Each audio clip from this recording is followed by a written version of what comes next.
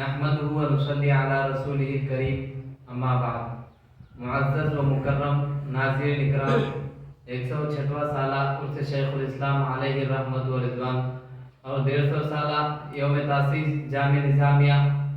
کے ضمن میں حضور سیدی شیخ الاسلام علیہ الرحمت و رضوان کی مشہور و معروف کتاب انوار احمدی میں تشہد کے متعلق آپ حضرات کے سامنے گوشہ گزار کرنا چاہتا ہوں۔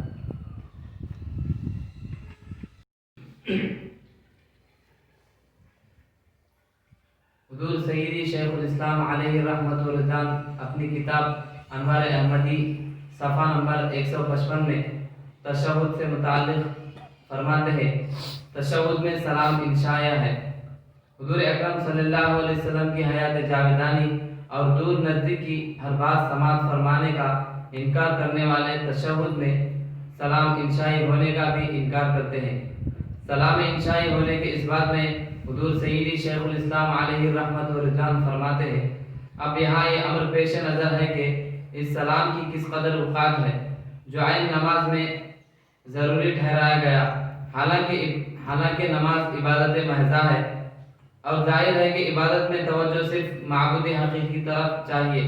اگر کہا جائے کہ وہ سلام جو اتحیات میں پڑھا جاتا ہے یعنی السلام علیکہ ایھا النبی، اس سے خطاب مقصود نہیں بلکہ حکایت ہے شب معراج کی، تو اس کا جواب یہ ہے کہ اس صورت میں اتحیات کا کچھ مطلب ہی نہیں ہوا، صرف الفاظ ہی رہ گئے۔ نہ اتحیات للہ سے تمام اتحیات اللہ تعالیٰ کے لیے ہونے کا اعتراف ہوا، نہ اشہد ان لا الہ الا اللہ سے توحید پر شہادت ہوئی۔ حالانکہ جب حضرت صلی اللہ علیہ وسلم نے اتحیات کی تعریف فرمائی، یہ نہ کہا کہ شب معراج اس قسم کا مخاطب ہوا تھا، اور بطور حکایت اس کو پڑھنا چاہیے۔ حدیث سے تعلیم اتحیات کی ہے، جس کو ابن تیمیہ نے مستقل اخبار میں روایت کی ہے۔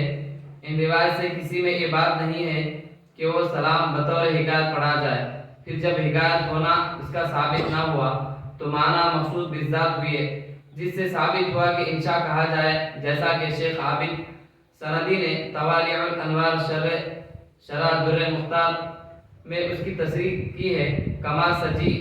دوسری دلیل یہ ہے کہ صحابہ السلام علی جبرائیل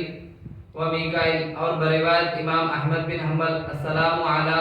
فلاں و فلاں کہا کرتے تھے۔ حضرت صلی اللہ علیہ وسلم نے اس سے منع فرمایا اور ارشاد فرمایا کہ جب تم السلام علینا وعلی عباد اللہ الصالحین کہو گے تو تمہارا اسلام تمام مقربین و مرسلین و صالحین کو پہنچ جائے گا۔ اس سے ظاہر ہے کہ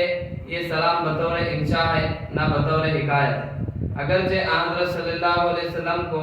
بھی اسی تعمیم میں سلام پہنچ سکتا تھا، لیکن چونکہ اس میں کوئی خصوصیت حضرت صلی اللہ علیہ وسلم کی نہیں رہتی تھی، اس لیے ضرور ہوا کہ بحسب مرتبہ حضرت صلی اللہ علیہ وسلم کی طرف متوجہ ہو کر خطاب کے ساتھ سلام عرض کرے اور تکمیل تحیت کے واسطے ورحمۃ اللہ وبرکاتہ بھی زیادہ کرے، جس سے اعتناء شان اس سلام کا ظاہر ہوتا ہے۔ اس سے معلوم ہوا کہ جیسا السلام علینا وعلی عباد اللہ الصالحین انشاء ہے، ویسا ہی السلام علیکہ بھی انشاء ہے۔ تیسری دلیل یہ ہے کہ السلام علیکہ ایھا النبی، جس میں خطاب و ندا ہے، متواتر ہے۔ بتواتر لفظی اگر معنی اس کے مراد نہ لیے جائے تو ایک قسم کا نص لازم آئے گا، پھر دلیل نص کو چاہیے کہ ویسے ہی قطعی ہو، اور مخاطب شب معراج کا حدیث صحیحہ سے اگر ثابت ہو جائے جب بھی اس کا متواتر نص اس سے نہیں ہو سکے گا، اس لیے کہ اول تو وہ احادیث احاد ہوں گی جس میں قطعیت نہیں، اور دوسرا یہ ہے کہ اس اتحیات کو اس کے ساتھ کچھ نسبت نہیں۔ غایت الامر ہے کہ حیت دونوں کی ایک ہو گئی،